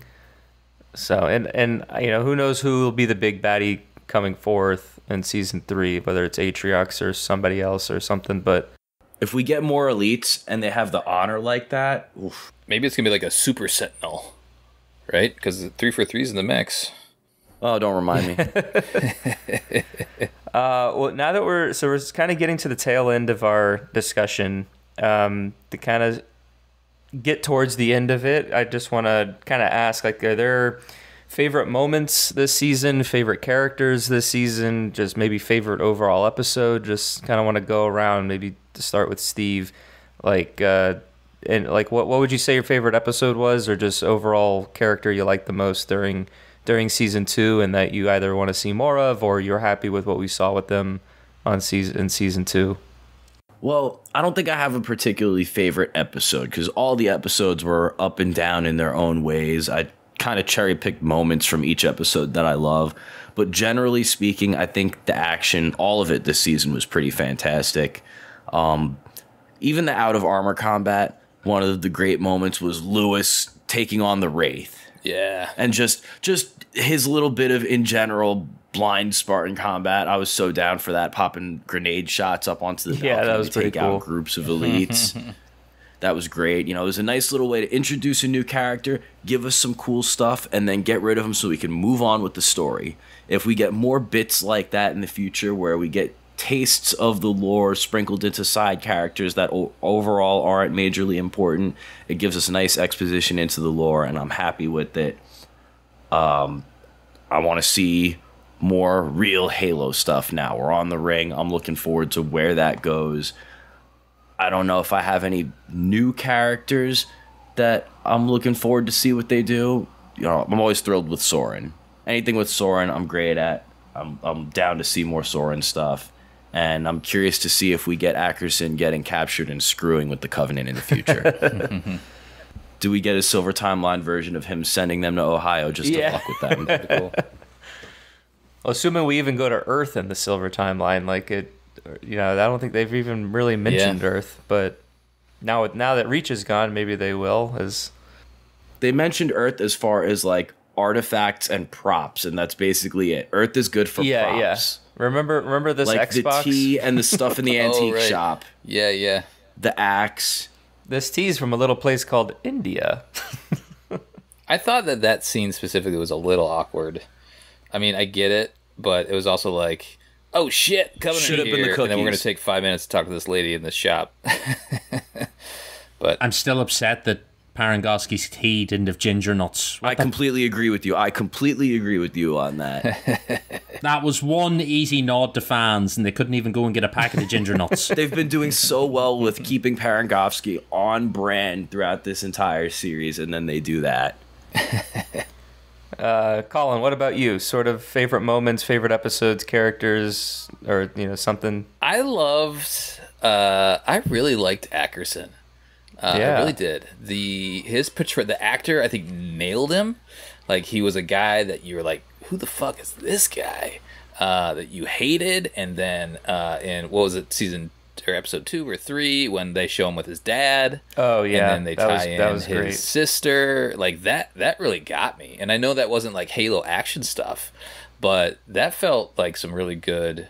Good character development. Character development, right? Like now, okay, we have this character who is very career driven, and I'm gonna do it my own way, and I have my own my own. We talked about the Spartan 3s being something that he did, but then here's a little bit of the softer side of things. Here's some more motivation as to why he hates Halsey, all this sort of stuff, and you start to kind of when they show him in jail at the end and Soren taking him, I think they need him, right, to kind of his expertise and his knowledge and all that sort of stuff. But it also was like, you can't leave him in there. He's too good of a character, and they'll probably kill him off eventually.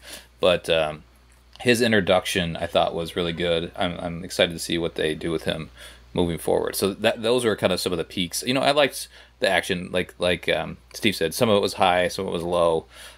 But him, the fact that he exists in this Silver Timeline makes it really intriguing to see what they do moving forward. Yeah, I'm glad they kept him around, because I do think he has a lot more to do, and I think they used them very effectively, and they gave him a bit of the redemption that I think he needed so he can at least make it out alive for this season. And I agree. Yeah, exactly. And especially like with the way they're kind of deconstructing the UNSC and kind of moving the story more towards the Ring and the Flood, and I guess whatever Covenant conflict we have, like the inter-politicking of the UNSC is kind of, that story's been told over these past 2 seasons.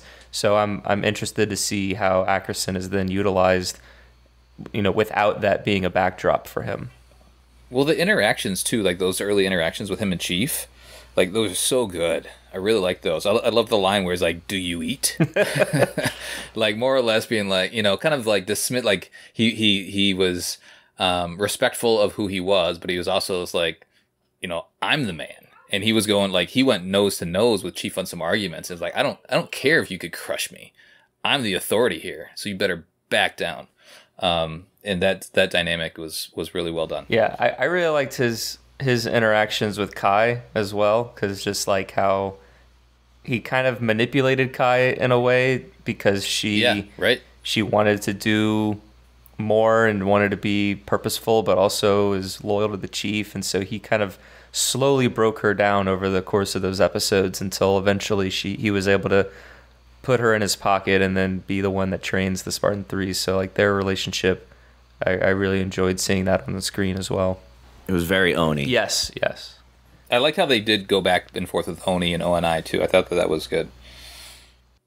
Aaron, what about you? Favorite character, episode, moments, things of that nature in season 2? I can't name you a favorite episode. I genuinely, they all sort of merge into one. I don't know if that's a reflection. I think it probably is of like the general quality. There's no standout episode in this for me. In terms of character, I think my favorite and like my best character are different. I think, like you guys said, Ackerson's probably like the best character this season, but I think my favorite this season is Soren. I like Soren. I like his vibe. I like his personality. Soren. He gets a cool moment where he gets to fight shit and do stuff and like actually be a badass. And I think to me, he fills that role of like a good character that Kai did in season 1. Like in season 1, she is by far the single best character on screen, and Miranda's a close second. Like their whole interactions, everything that's going on is brilliant. I think this season it's Soren. I think Ackerson's really, really good. I want to see more of him. I'd like it if he didn't die. I think we could do something fun with that, considering we've murdered everyone else that outlived him. Maybe we get to have Soren just be Ackerson's little, guy in the shadows, guy on the streets doing stuff for him. That could be a cool dynamic between the two of them in the future. Yeah, I'd love them to be like, if we could just make Soren and Ackerson like a buddy cop duo, I would be pretty okay with that. Like, Soren's the secret Oni mercenary. Yeah, like I would be okay with the two of those pairing together and working away. I think that would be quite cool. My most disliked thing about this season, and I think it's this entire show, why are they afraid to make Halsey smart? What's wrong? Why? Halsey does not seem like the most intelligent human that's ever lived and created the Spartans and done everything else. There's just something about this Halsey. We just forget I'm on this collapsing bridge.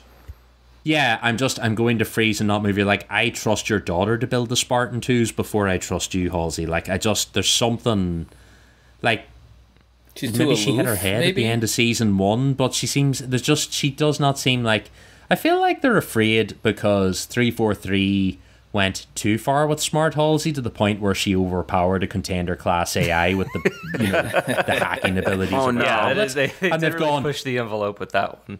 Yeah, and they're going, we need to dial her back a wee bit, so we've hit her in the back of the head with a hammer and we've sent her out into the silver timeline. So, like, I just feel like sometimes she's an idiot.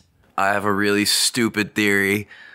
What if it's not really Halsey? What if she made a better clone of herself and that's what got captured and real Halsey's out there somewhere? Gosh, and it's not real Halsey that got infected, and that's why this Halsey's such a dumbass, because it's an imperfect clone.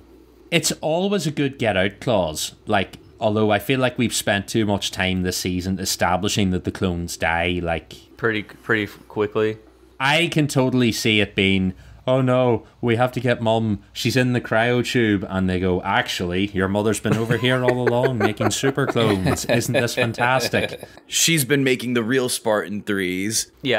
Yeah, so that's on that end of things. Like, that's the thing I sort of dislike the most. I do think that there was a disconnect between the Halsey of season 1 and the Halsey of season 2. So I agree that like something just quite wasn't right or consistent. She should be the one leading the way all the time. She should be the badass, I feel like, even if she's being like thick about it. Whereas she's not really this season so much. We need her and Miranda to both be smart. She needs to be a bit smarter, and Miranda needs to be like picking up and learning, and then have Halsey like G-check her a little bit once in a while, like actually, and then be her little snide super genius self. I need Miranda to come into season 3 and basically be Rambo in that underground bunker. I need her to be like The Walking Dead. She's going to move through this place and just like nerf flood forms all over the show and fight her way out. and she's going to be the ultimate badass. Like, that's what I want from this season. She makes a super soldier serum for herself. She's going to open a cupboard, find a suit of Spartan 3 armor, gear up, and just like fight her way out there. Or maybe she gets some sort of like Forerunner power armor and like finds Covenant or finds Forerunner weapons, and maybe it fights her way out with the assistance of like Sentinels. Like think if she like just grabs a binary rifle that's like the length of her, and she's like whipping that thing around and disintegrating Flood. That'd be cool. If we combine her with Anders and just have her like be the Forerunner expert, I'm down with that. And do that, but that would be cool. We need more Miranda time. She got criminally little this season, so that's a good segue into what I was going to say. Is my least favorite aspect of this season, I think, is how they utilized Miranda. Like I missed Miranda like for the first half of the season, and then I just kind of got used to her not being there for when she finally appeared. I was like, oh great, but then like it's already over at that point.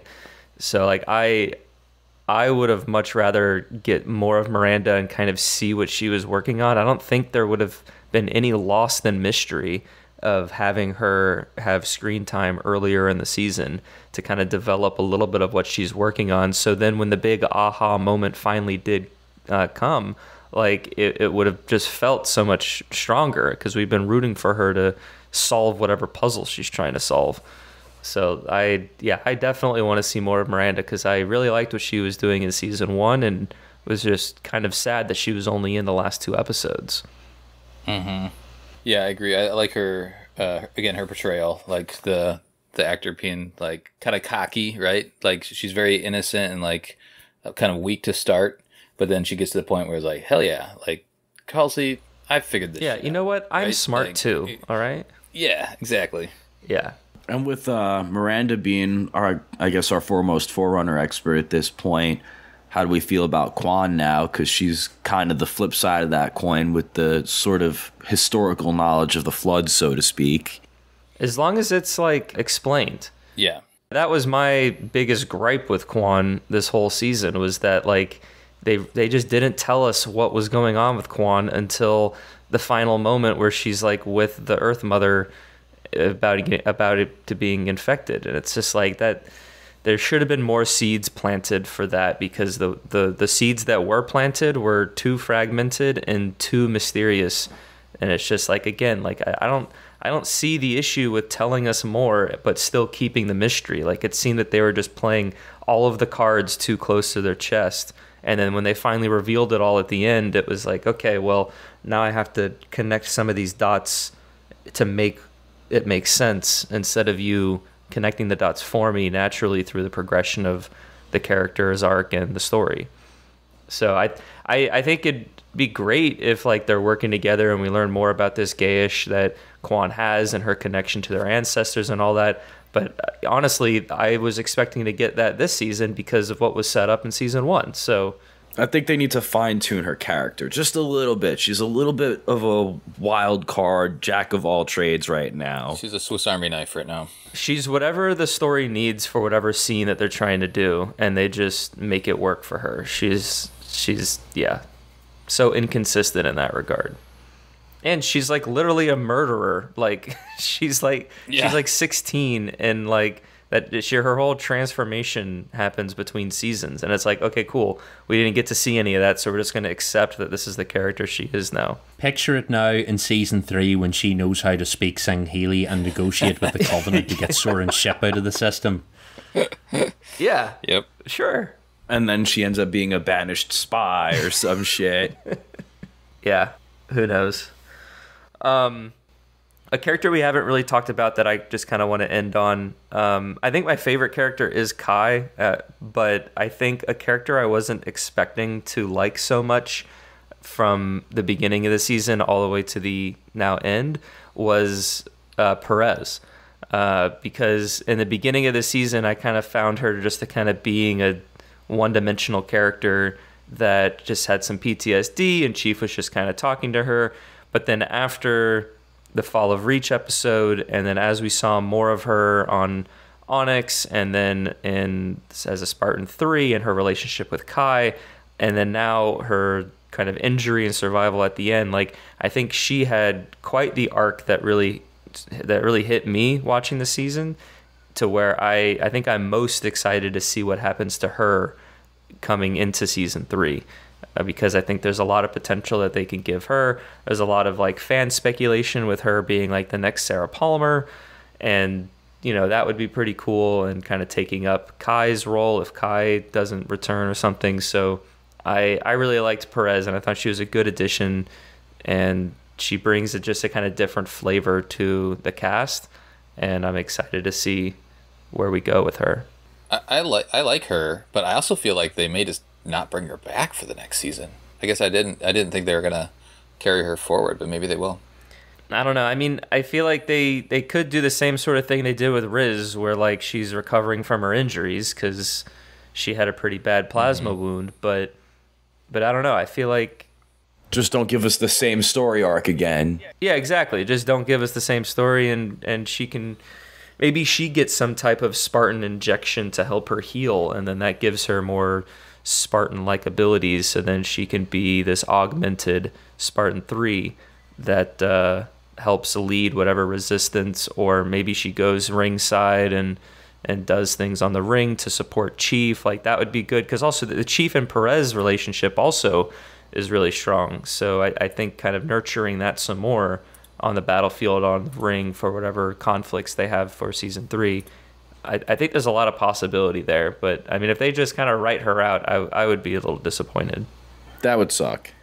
I mean, you don't forget, Perez started out literally, she was a communications outpost officer. Like, yeah, Chief shows up and they are all firing at him and they all miss, and he's like, I know your comms because of your shooting. And then she goes through this whole arc and becomes a full badass Spartan, like has a plasma blast in her side. It's like, I can still fight. Yeah. She's like, I don't see us getting the Riz retirement feeling after that. As long as they have a place for whatever's left of the Spartan 3 program, I think we're going to get some badass Perez in the future, and I look forward to it, because she came into that role, came into that position that they put her in, and portrayed a good Spartan attitude, if not, us not getting an appearance of any type of augmentation or special abilities. The attitude was there. The Spartan mindset was there. Yeah, I agree, 100%. And to your point about Chief's little line, we were saying how he doesn't really have comedic timing and all that, but that was one of the funniest things he said, was like, yeah, I know you guys are comms based on your shooting, which was like, ooh, that was low, but it was pretty good. All right, well, to kind of wrap things up, we are going to have an episode where we dive more into, I guess, season 3 predictions. I know we kind of went down that road a little bit in this episode, and we'll kind of continue going down that road in this next episode. But in case one of you 3 aren't on that episode, because I'm not sure what the schedule is going to make out to be, but for our kind of closing remarks here on season 2, what would be one element from core canon that is currently not in the Silver Timeline, or maybe just barely in the Silver Timeline, that you want developed or implemented into season 3? I'd say I'm looking for that Keyes proto-grave mine moment. Like, we kind of maybe have it right now, because we sort of see what happens to Parangovsky, but we don't really see what happens. But that's what I'm hoping for. Okay. Colin? I think they need to some more exposition or revelations around the Forerunners.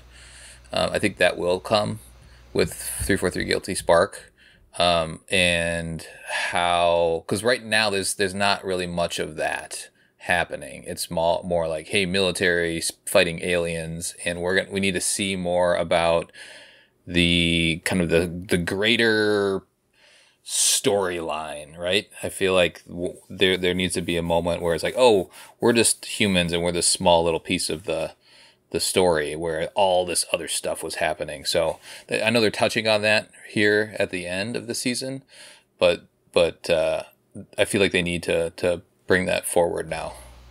Okay. Aaron? Okay.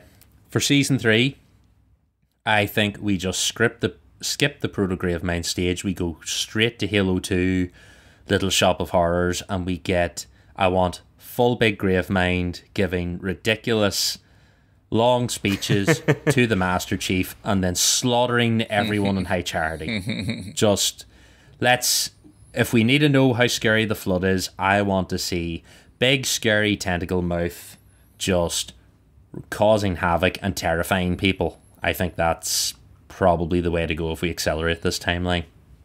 Well, I was also thinking that the Flood will probably only be in this season. Like, I feel like they're gonna solve the Flood problem in season 3. Oh no! I think we get the Flood problem as a majority eradicated, and they leave some little seedlets out there that they can pull from later. Like the grave mind still kind of sub-exists amongst a little bit of mass. I think we accelerate this puppy and we end up at like the Ark by season 4. If we turn around in season 3 and Onyx turns out to be the portal to the Ark and we never see the light, like we never encounter Earth, I could see it going that way. Like if the surface of Onyx crumbles into a giant ring and High Charity flies through it covered in Flood tentacles and we end up at the Ark and Chief and Atriox end up doing the buddy cop fucking arbiter moment and save the universe, like nothing would surprise me at this point. Like we've gone that all over the show with the bits we're poaching from the timeline and where we go. I just feel like they're gonna have to be careful leaning too much into the horror aspect of the Flood, because we got some of that in this last episode, but that's gonna turn some people away. Yeah, they can't push the envelope too far because they kind of have to keep it, I think, tame enough to keep a general audience, as opposed to really going like Sam Raimi, I think, like horror and all that kind of stuff. Right.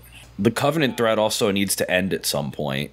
Yeah, I think the Covenant thread ends with High Charity, but fuck it, let's make this the thing.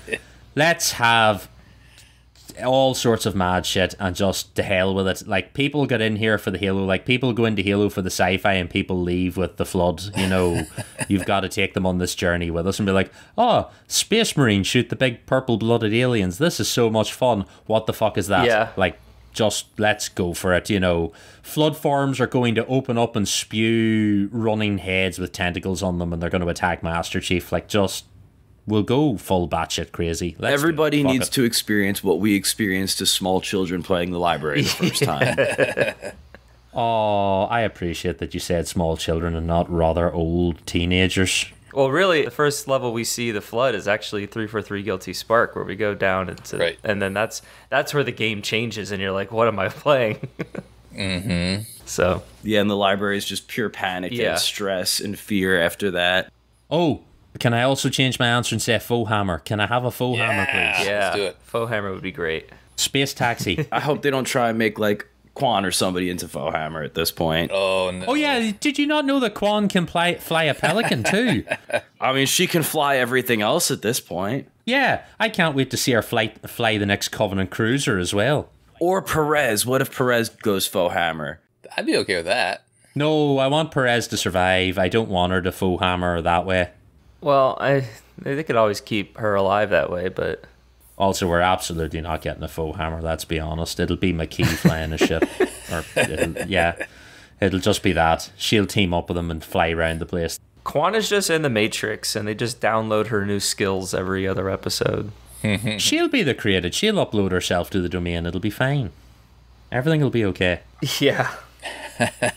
She finally gets injured for the first time and she doesn't bleed. It's actually that she's got a robot construct arm or something, and turns out, oh, she's been part of the domain this whole time. So we do have some listener input that I teased at the beginning of the show that I just want to read off. Matt from our Discord wanted to know where the Sanshayum are. He says that does the show even acknowledge their existence? And then later in the chat, someone said, well, bro, did you see season 1? And he was like, oh, yeah. But to that effect, though, season 2 is very little, if any, Sanshayum. And I think we've even talked about this earlier, that like the role of the actual Covenant, I think, has kind of been pushed into the background this season. And I think we kind of also said that we see a continuation of that into season 3. Like, are we okay with kind of this interpretation of the Human Covenant War and kind of, I guess, seeing the more tail end of it as we invite new conflict like the Flood, and we're on the Ring and the Forerunners and all that kind of stuff? Or is there still Covenant stories that we still need to get that we haven't gotten yet? They can still give us a Halo 2 moment with the explanation of why the Covenant exists and stuff like that. I feel like they can still fold that in. I don't know if it's necessary, but they could do it. I mean, they did touch on a little bit of like artifacts in season 1 and like that, how they have a luminary to look for things. And so they could explore something where we start learning about the Forerunners and what these artifacts actually do and the purpose of the ring. And I think we can get, like you said, a Halo 2 sort of instance where they talk about the Great Journey, and it's about, well, what is the Great Journey? It's like, oh, well, it's actually the firing of the ring, so we can't allow the Great Journey to happen. So yeah, I think you're right. I think there is still things left to be told to where they can incorporate that into. I think more than anything, if not the stories that need to be told, we at least need to have some sort of come to closing with it, some sort of final confrontation after having the Prophets get set up as the bad guys that they were in season 1. We need that kind of closure. We can't just have them like fade away with no explanation or just be in the background, not really contributing much either way. Yeah. All right. So we have another question from DeSudo. He said that Parangoski is plant food, which we all kind of agree with, I think. And Ackerson escaped. So he's curious if we think that the writers will bring in somebody else to be the commander-in-chief at Oni, or are they going to have Ackerson kind of take that role? He also says, is it too much to ask for Osmond to come in and to take that role? So I guess, what do we think the future of Oni is? Or is Oni kind of falling into the wayside for the coming season because of how they've kind of deconstructed it over this last episode? Yeah, I think it's going to be in the background. I mean, I think we want it to be there, but yeah, like Parangoski's dead, and now Ackerson's like a rogue. I guess the real question is, how many other Oni facilities existed that were populated by Oni staff outside of the Onyx facility? Yeah. Is there more Oni? And if so, do they have any way of knowing that Parangovsky and everyone at that facility is plant food at this point? They might just be like, we stopped hearing from them. We don't know what happened. Yeah, I could see some like Oni Black Ops showing up at some point in season 2, and they're like, yeah, we know everything. We're here to help a little bit. So I think at best, I think Oni sort of drifts into the background. I think they'll still exist as an entity, and there will still, in theory, be someone in charge of them.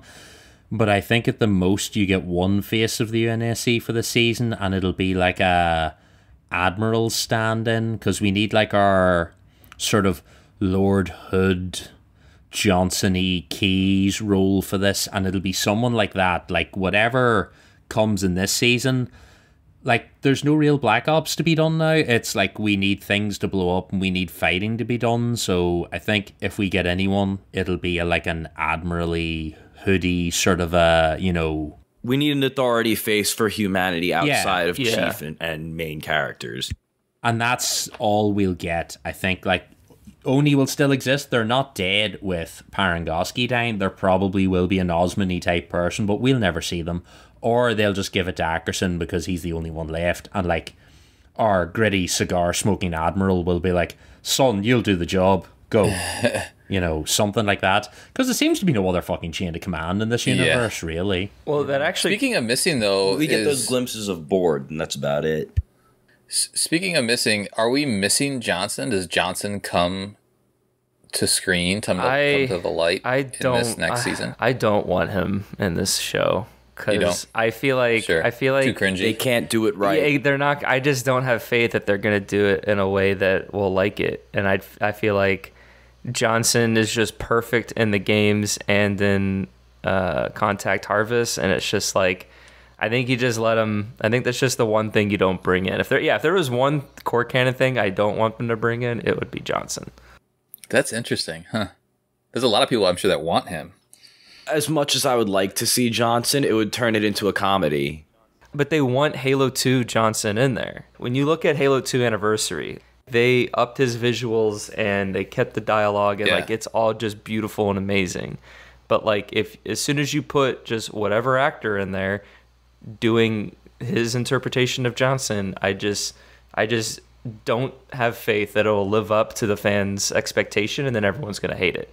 And that's just a dialogue I don't really want to hear, and I agree, or I believe that I won't like it as well. Like I just don't think he would capture the same way, and so I think you just let it be. Johnson's character is kind of based on a lot of old tropes. He's more of a caricature than a character. As great as he is, as awesome of a role as he plays in the Halo lore, I think trying to bring that to TV screen, nobody's going to do it right without it coming off as like a joke almost. Yeah. So, that's interesting to hear you hear guys me say out. that. Yeah. I have an alternative character suggestion that can fill the role. Chips to both. Yes. I'd be okay with Chips. We don't touch Johnson. Long we live just Chips. bring Chips in. Chips would be good. Sure. Yeah. I bet you there'll probably be a nod to him. There hasn't been yet.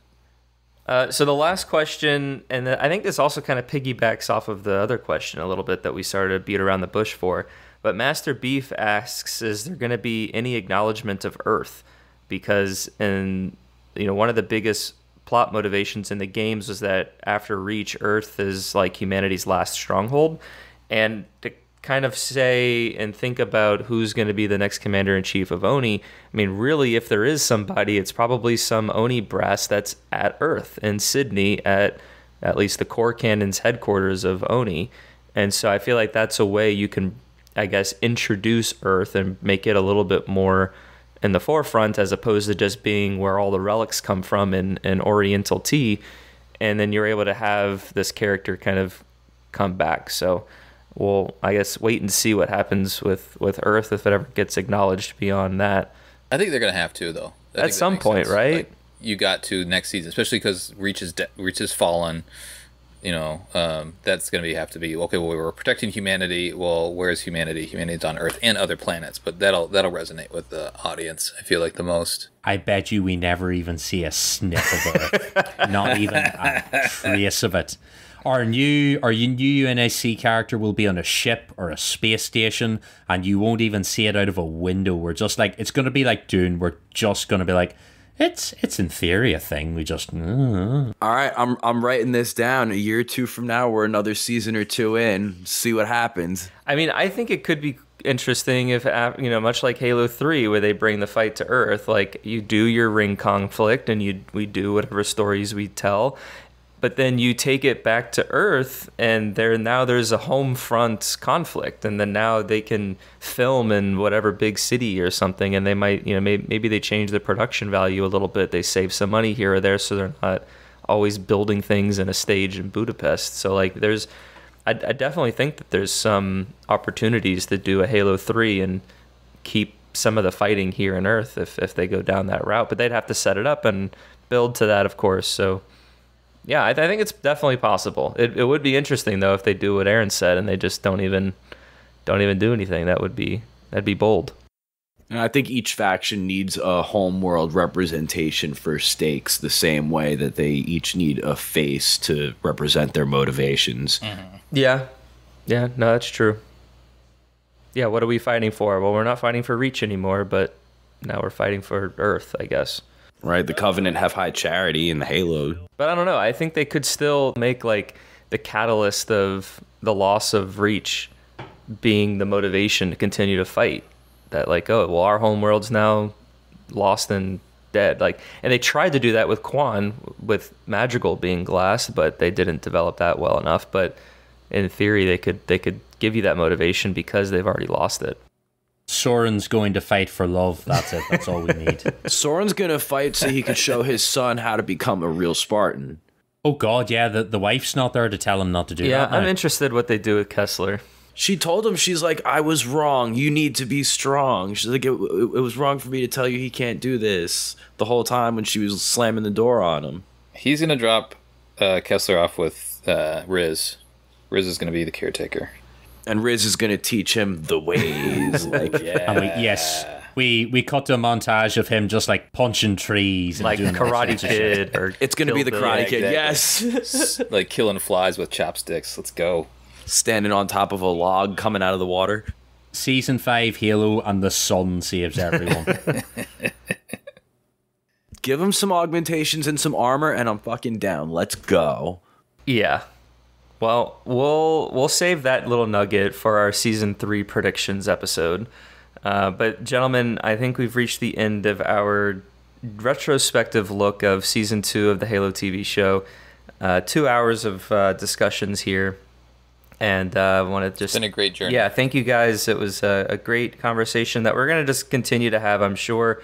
I mean, it took 2 years for us to get the second season. Hopefully it doesn't take us 2 years to get season 3, but, you know, it just might with the high budget of this show and the nature of things. So Colin, Steve, and Aaron, thank you guys so much for joining me on another episode of Halo TV Plus. It's been a pleasure. Yeah. Seasons 1 and 2 of Halo the series are now streaming in full on Paramount Plus.